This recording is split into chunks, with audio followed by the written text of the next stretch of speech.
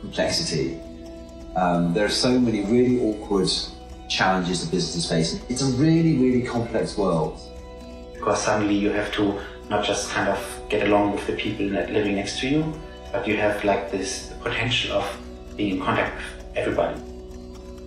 To me, right now, managing complexity is one of the huge opportunities of our time. That's where, at least from a mindset perspective, design can help. Creating clarity in this kind of fuzziness.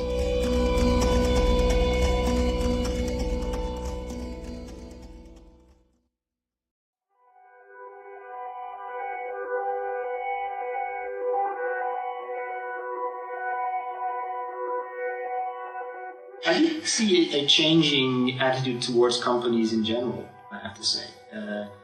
If I look at where progressive movements are happening, I would almost say like there's a bit of distrust when it comes to companies as organizations. It's about credibility, it's about being authentic.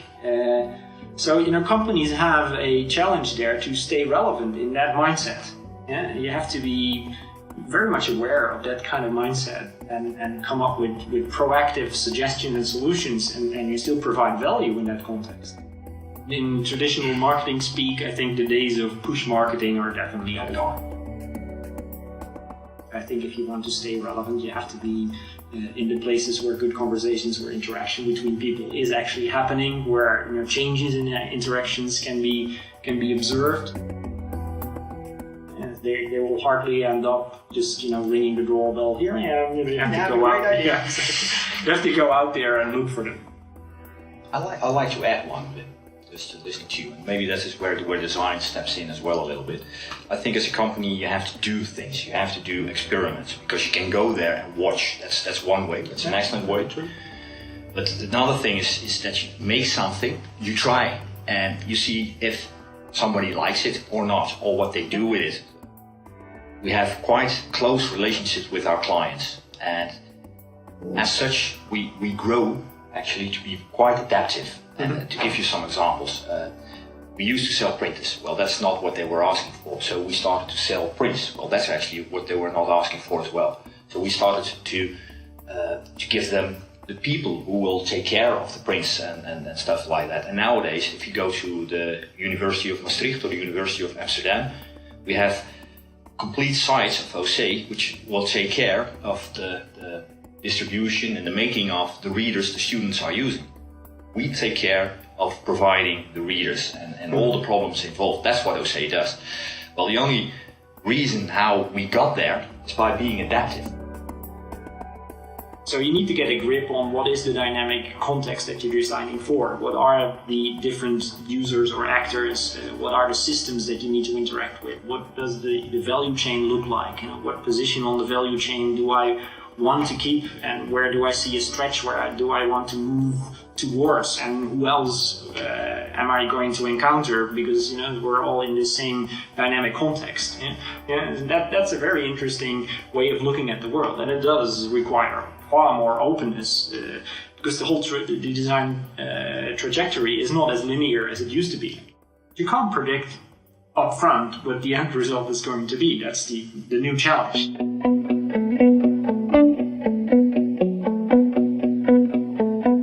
Like if most people think about design, and especially in the car industry, then it's about like, okay, how the car looks like. That's what they perceive as design. If you're like talking to someone from the industry, then they will typically ask you, are you interior or exterior?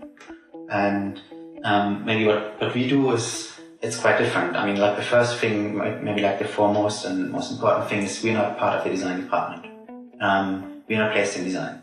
Design quite often is somehow squeezed between the marketing and sales. There is like a lot of things that have been already decided, and it has to get like a shape. We define design as being something which has an impact on the business, like we're not doing it for the sake of just being aesthetic. We are like based in research, what gives us the ability to act in the really beginning of the process.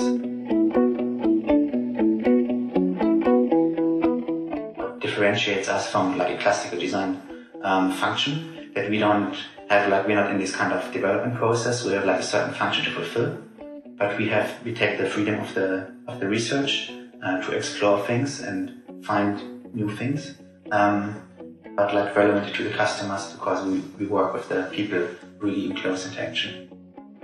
There's like this generation called Generation Golf, because it was like so tightly knit or integrated with this car. The car kind of became the symbol of the generation. Nowadays you see that more people are like having much more specific needs or like lifestyles. There's like, you have basically like many more different kind of streams than you had previously. You have more and more people that are not alike anymore. We don't even look into market segmentations, but we really try to find more patterns among several quite diverse people, which we then assume that based on that we can scale it up.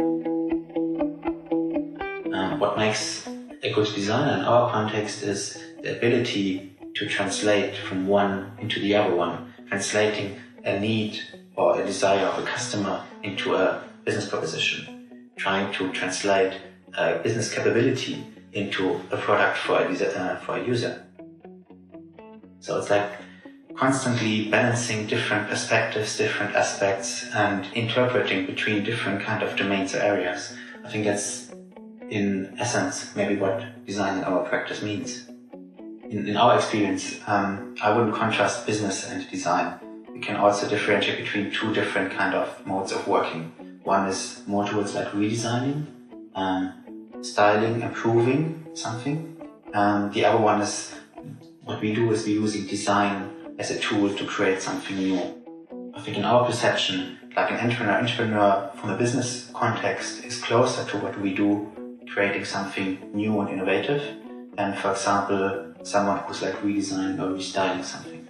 So I wouldn't contrast business and design. I would rather maybe contrast, is someone trying to optimize something, or is someone trying to create something new? Well, my name is Alex Osterwalder, and I'm passionate about business models, businesses, and how to create businesses. I was always interested in how businesses work and how they come to exist and what a company is all about. And business models is the topic that allows you to learn about businesses. So I just got into it and I started studying that for years. Big companies, they grow up usually with a business model that made them big. Now, what's happening in a lot of industries is that those business models are expiring. So they know that they have to create something new. Now, the big mistake that we're often making in large companies is we're trying to use the same mindset that we applied to create our business, to create a new business. What kind of growth do I want to create? And who can help me create that? And then you put the team together. And there's just no way around not having designers in that team when you're talking about creating new stuff and creating growth. That's the way I frame it. Aesthetics plays an important role in design, and that's the most obvious. So yes, at the beginning, that's what you see. That's the most visible part. And if you dig deeper, you see, well, aesthetics is one of the outcomes of the design process. And there's much more. For me, it's very simple. It's the tools and the techniques that people in the design profession, architects, product designers, that they use to create new things. That's, for me, design thinking. Applied to whatever issue. So if we talk about design thinking in business models, well, for me, it means, applying the techniques and tools that you already apply in design, applying those to the business model issue. You can train people to accept that failure will lead to success. That in a space where you're creating something new, you just don't know. So if you don't prototype, experiment, fail to learn, well, you're just maximizing your risk to fail big. designers, as large as that domain might be, like architects and product designers and web designers, they have the equipment, the tools to guide, and the attitude to guide this testing process. No good designer is going to design in isolation and throw that in the market and see what's going to happen. Every good designer takes into account a lot of variables, explores a lot of stuff to see what could work, playing and failing continuously before you get to a point where you say, hey, the design is maturing, this is going to work.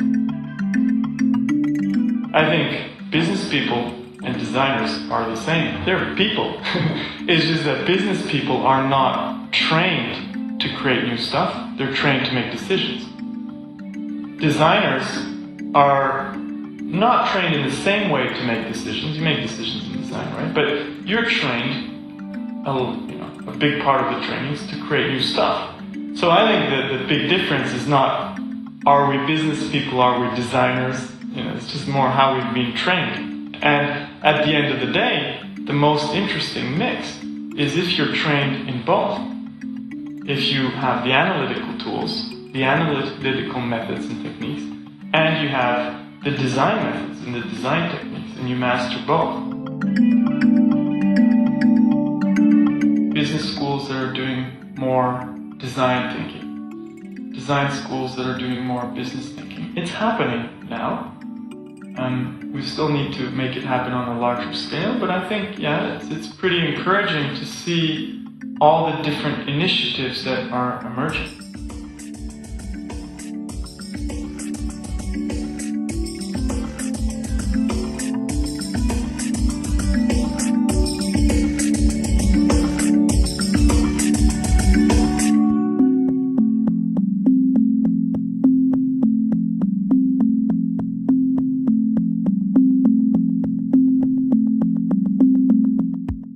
My name is Frieder Smulders. I work at the Faculty of Industrial Design Engineering in the Department of Product Innovation Management.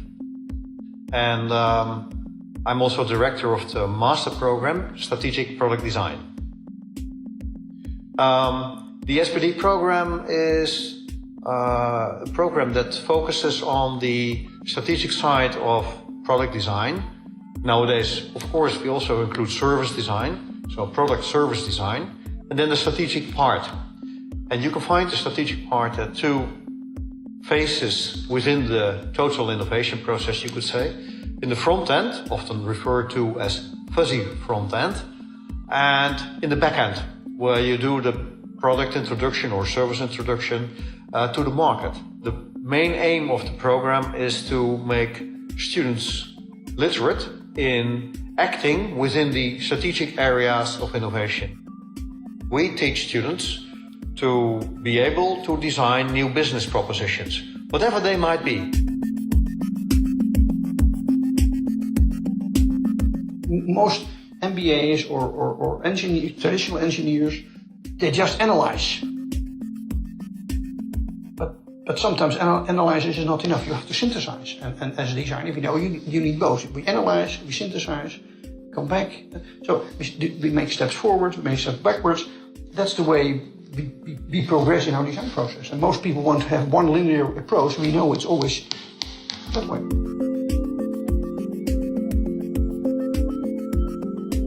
They just label it like it's only a mental process, but it's also physical. We are using our hands. And we are using our body when we are doing things. Sometimes we role play just by saying, oh, go sit on the upper side. And you go to the upper side and you stand there to see another viewpoint. That's typically what a designer would do. Business school person would never do that. Maybe he will say that, but he will never do it. And we do things.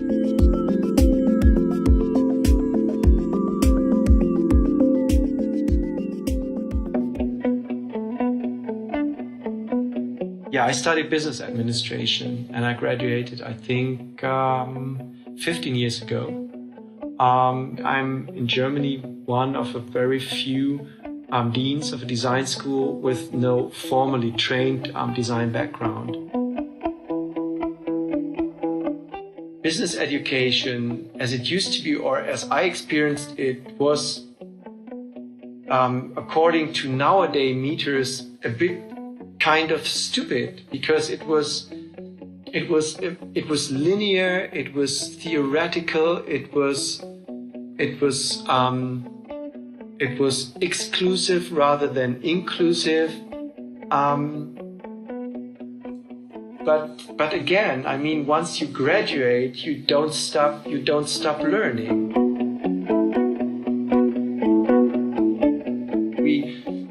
We know how to crunch numbers, but the numbers are only something that come from the past. I mean, if you deal with numbers, these numbers come from the past. You can use mathematical models that project in the future, but there's an uncertainty. But I think what these numbers do not, these numbers represent a tendency of what people want, what people did in the past, and how to extrapolate that into the future. But really to understand what people are doing, I think that's a bit of a holy grail. Every company is interested. Designers need more, but like any other discipline, like chemical scientists, they also need to integrate themselves in a, let's call it, business setup, because that's in the end what all our planet is about. It's about business. It's about dealing. I don't like the idea that, for example, business education is dead. Let's make the new creative business class, school, or whatever. I don't know if pressing more complex stuff in one curriculum is the right way. We all know that design is not learned from the book. So it's not done by just a trick of having 2 courses on creativity. That's not designing. Designing is much more complicated. And that's what I have against this movement, that design thinking is taking outside the world of design, because it takes out most of the time only the creativity part. And that's not what it is. It's much more. Anyone who says that design thinking is a hype is forgetting that design thinking is not something that's happening now. It's been around for decades, and it's been practiced by people for a very long time. It's been studied for a very long time, and it makes a hell of a lot of sense. The question is design in all its richness and all its potential really helping to deal with the kind of complex issues we're facing these days? And the answer is, of course, partly yes. And we want to know how and where and when. And the answer is partly no. Let's not overhype it. Let's not pretend that design thinking is going to save the world, because it's not. We designers are very good at moaning about things and moaning, yeah, we are not being understood by the rest of the planet and our contribution. Designers need to go out and demonstrate your value to business, and not to moan, oh, business is not understanding me, and they don't value the contribution of design. No, if business is not understanding what you are doing as a designer, you are doing wrong as a designer. That's the wrong approach. You need to constantly criticize and question yourself and try to experiment around. By looking at people who practice this every day and who've actually achieved success with it, I think we can learn as a design/business community to become better at what we do.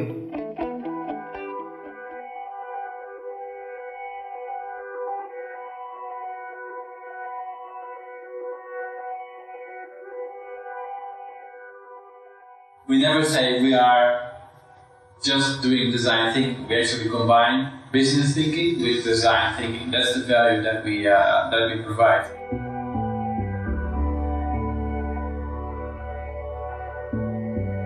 The kind of projects we do, trying to understand a very complex human issue You cannot really do it in a strictly analytical, highly structured, quantitative way. It's not about numbers most of the time, it's about understanding what the person tries to say. CRIE approached us with interest in sort of doing a global research study on ownership. And the topic totally jived with us. We thought that getting at something like ownership, which got to the foundation of people's relationship to stuff, was a crucial thing to be looking at, right? In a moment where the internet was starting to put a lot of those relationships in question and in flux. Intel thinks of itself as much as a computing solutions provider, meaning that our sort of business sits on its core foundation of silicon manufacturing, but thinks about the kinds of devices that need to be enabled, the kinds of services that need to be enabled, the kind of software that sort of enables people's technological lives. It was a global study. We went to 7 different countries, including India, China, Japan, Brazil. It was looking at a shift in the society, which is something that's also hard to put your finger on. So we try to do that by speaking to people, by learning people's stories, ways people are tackling changes in ownership. Then people are realising the value of access to experiences and services rather than owning something outright that they have in their hands, and from that moment it usually depreciates in value. Why not have that joy of ownership over many months or years? For us, workshop is almost like the deliverable, right? It's one of the important parts of it. Coming from a design background, often you tend to think of a deliverable as something on paper or some finished product, whereas we're very much about presenting ideas and then building on those. It doesn't have to be the designer who is brainstorming and the business analyst who is going to do the analysis. No, they're brainstorming together and they're doing the analysis together, each bringing in their own perspective, their own experience and their own brains. In the end, you're bringing brains together. What I've really enjoyed about CRIE is the fact that they've taken and they're trying to figure out how to take knowledge about the business world and business models and questions that inform new business model innovation with social insights, right, and social understanding. So there are some companies that are much more research focused and they do a little bit of design and maybe a little bit of business understanding. So they're too much research heavy. And the risk there is that maybe the solutions that they come to are actually not that creative, and that maybe the anchoring in the business reality is missing. Or they don't interpret the research at all. Yeah. They simply say, this is what we observed, which to me is worthless. Yeah. In this fast-moving world, Interpretation. if you can't interpret, you don't have, I don't think you have a role in the future. Yeah.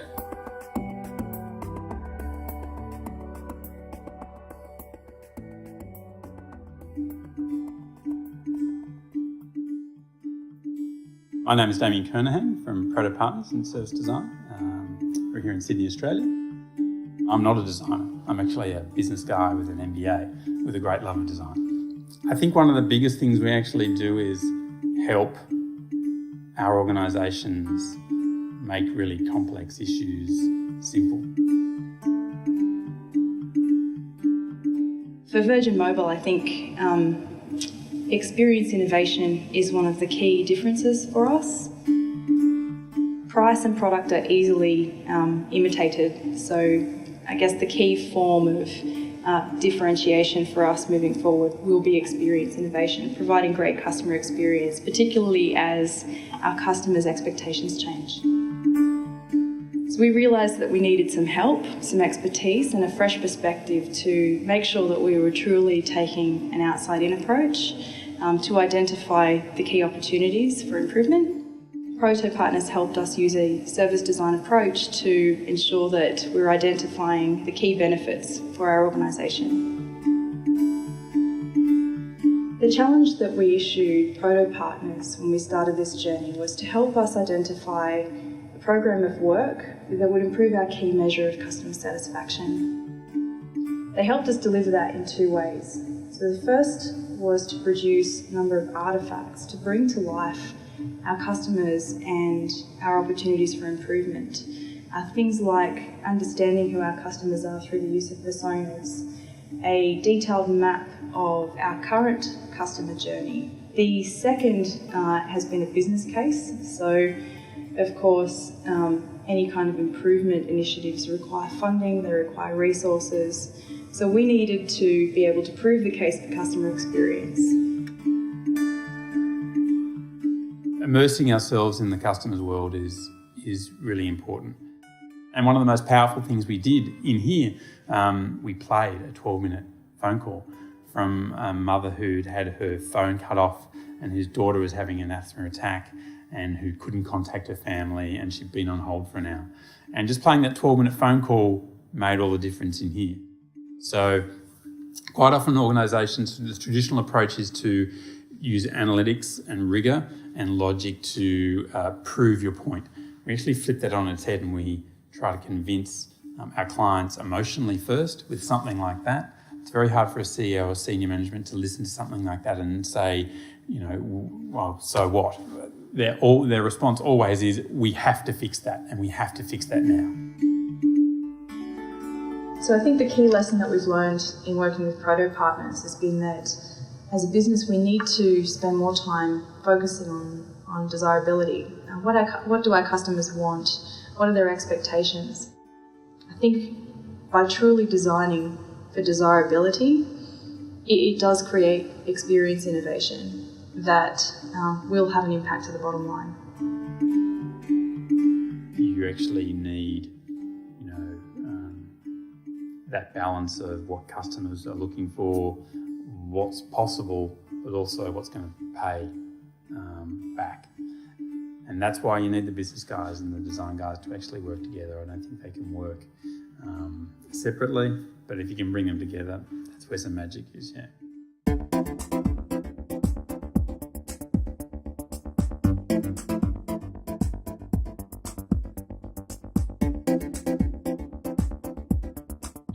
There's a big shift between the power to the brands to the power to the people.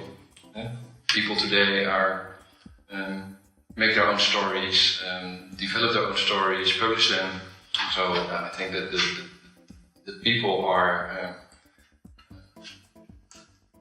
in control at the moment, and that's a big difference after the last few decades. I think we're not return on investment in a traditional way of value of money, but return on investment in brand loyalty and in real connections with the audience.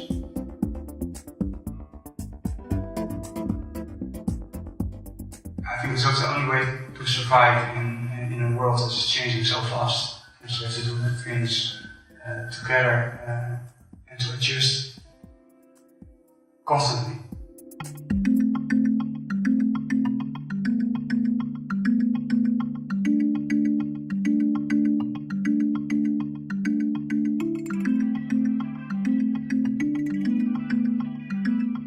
All right, my name is Arne van Oostel, and I run a company called Design Thinkers, and I'm the in-house designer for the Service Innovation Center in Norway. Design thinking for us is a way of, finding the right method to deal with the problem. So first, we help with asking questions. So what is the right question? And looking at the context, etc., etc. And then finding the right tools and the right approach. Philips Design and Design Thinkers collaborated in building Designer's DNA. It's a platform for people from large corporations who have the task to innovate and to use new methods and tools like service design tools or design thinking tools. We felt that it was very good to kind of connect them, to bring them together and to have them talk to each other.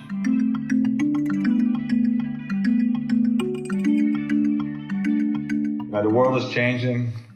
Products, things become all interconnected. People expect these things to be interconnected. I think that's where you see that the propositions that we're developing also are changing because it's not a standalone product anymore. The Designer's DNA platform, that is an initiative that was born out of a presentation some of my colleagues gave in Berlin. And actually, what it's all about is that we realized that there was a high desire by people in businesses about learning how to do service design. Service design is an emerging competence, and how can we all learn quicker and faster about how to do this effectively by just talking and sharing the ways of working.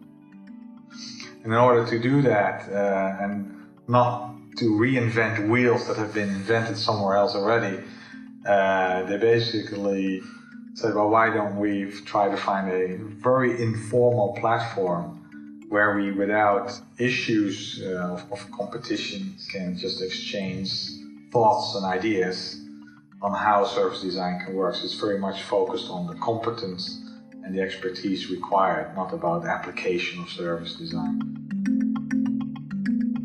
If you come to service design 5 years from now, that's half of what we now call product design, that effort is going to be reflected by at least as much service design. Well, maybe there's another opportunity for another kind of designer. You know, we talked about the designer as the businessman, but then the designer as the connector between, where, you know, A makes connections, looking at problems and say, well, this is my company, this is the problem. What other organization, groups, companies are part of this ecosystem? And then, you know, and then being the real connector, and you go out as your design function to make literal connections with these businesses and see if you can make something happen. It's not design thinking or service design or what have you that's going to be the answer, but it's all part of this searching.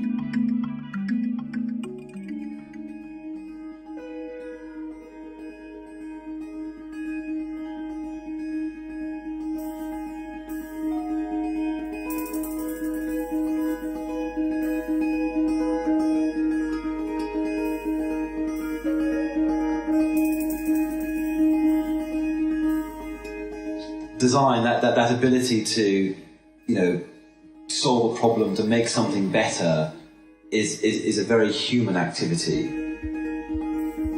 I think design helps organisations to get much better insights and become much more user-centred than they otherwise would, to really kind of bring to life the experiences of their customers to them, for them to experience themselves and understand.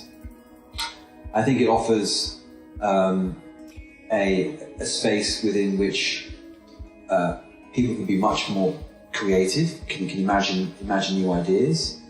It offers a place for those ideas to be prototyped, tested, and developed and specified in a much kind of faster and a more engaging manner. We were approached by Camden Council as they were understanding how they could host a learning network to share best practice around how to engage older people in the design of services. They wanted to do something slightly different, and we worked with them to understand how they could move from bringing teams from around the country together simply to share PowerPoint slides and stories with each other, to the point where actually people could start to develop practical strategies and practical tools together to take back to their organisations and propagate new practices more directly. I think there is definitely an observable appetite and movement towards ways of thinking about service design delivery in local government, which in that sense is probably unstoppable. I think what I'm observing is that people are having an experience of design and designers, and that is changing their view of their own job and their own role. So in that sense, there's no going back. So they go, even if they move on to another job, they've kind of been, their mindset has been shifted a little bit. The way that we try to solve problems now is that we try to apply proven solutions from the past onto these problems. But because the problems are different, the solutions no longer work. And so what design brings to that is about thinking differently. It allows us to spend some time comfortably exploring. That exploration phase that defers the moment at which you actually define the problem, I think is really important. There's often a sort of knee-jerk kind of reaction to define the problem, and I think what design allows us to do is experiment with not only multiple solutions but also many problems to see which is the right one to pursue. I guess within the business community, a lot of emphasis is placed on the analytical side of things. And I think what we're finding now is that companies are realizing that they need to balance that off with the more creative, more design-led approaches to understand what they don't know about a situation, to imagine solutions they hadn't thought of before, to change and find new ways of doing things.